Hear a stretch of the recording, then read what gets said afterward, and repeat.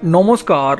প্রশ্ন হচ্ছে, তাহলে কি জঙ্গলে আবারও জঙ্গল রাজ প্রতিষ্ঠিত হতে চলেছে? এবার ছত্রধর মাহাতোকে নিয়ে যে খবরটি উঠে আসছে তা হল, আদালতের নিষেধাজ্ঞা উঠে গিয়েছে, গ্রামে ফিরে এলো ছত্রধর মাহাতো। মঙ্গলবারই ছত্রধর মাহাতো এনআইএ মামলা থেকে রেহাই পেয়েছে। অনেকেই অপেক্ষা করেছিল কবে খাস তালুকে পৌঁছাবে ছত্রধর মাহাতো। অবশেষে রবিবার দুপুরে নিজের গ্রামে ফিরে এলো ছত্রধর।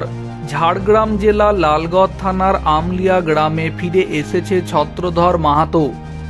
ঝাড়গ্রাম জেলায় প্রবেশের আগে লোদাসুলি, সেখানেই শাসক দল তৃণমূলের পক্ষ থেকে আয়োজন করা হয়েছিল সম্বর্ধনা মঞ্চের, আর সেখানেই সম্বর্ধনা দেওয়া হলো ছত্রধর মাহাতোকে। একটা সময় ছত্রধর মাহাতো ছিল তৃণমূলের রাজ্য সাধারণ সম্পাদক, পরে জেলে যেতে হয়েছিল তাকে।